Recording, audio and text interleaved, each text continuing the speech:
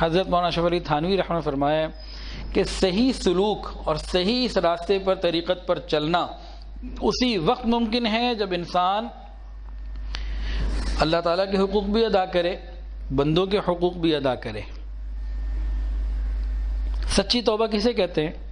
سچی توبہ یہ ہے کہ انسان پکے ارادے کے ساتھ گناہوں سے معافی مانگے اور گناہوں کو چھوڑ دے، دوبارہ نہ کرنے کا عزم کرے، اور اس کے ساتھ اگر حقوق اللہ اس کے ذمے ہیں تو ان کو ادا کرنے کی فکر کرے۔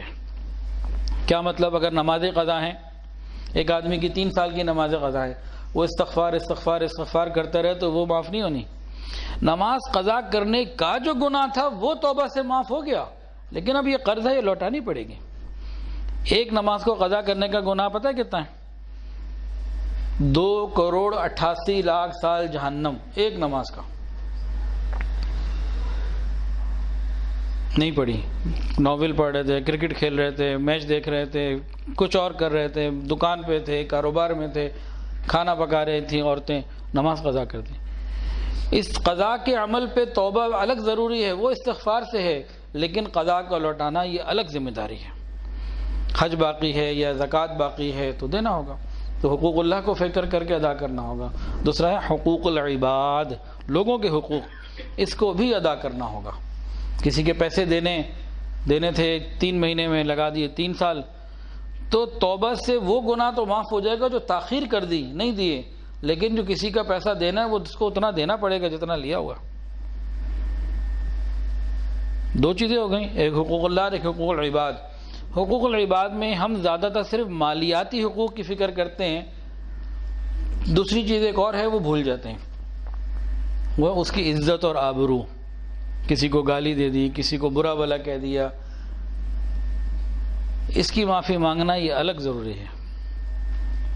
جب یہ ساری چیزیں پوری ہو جائیں نا، پھر آپ مراقبہ تھوڑا بھی کریں تو جلدی ترقی ہو جائے گی۔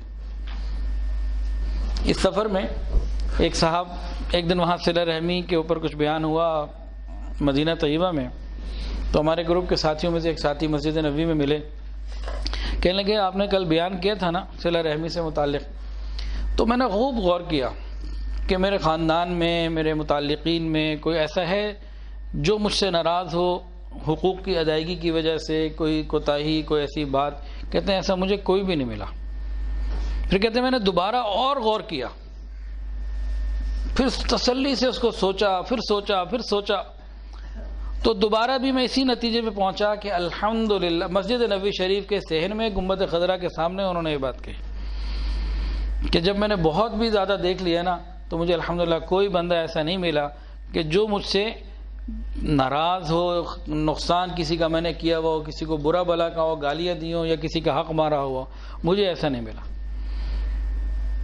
تو دل کی کیفیت کو انسان ایسا کرنے کی کوشش کرے۔ بھئی آج ہی کے ماحول میں ایسا بندہ موجود ہے نا، اگر ہمارے دل میں لوگوں کے لیے غصہ، کینہ، بغض، عناد اور یہ خرابیاں ہیں تو قیامت کے دن تو اللہ بتا سکتے ہیں نا کہ دیکھ تیرے زمانے میں بھی تو ایسے لوگ تھے، تجھے کیا ہوا؟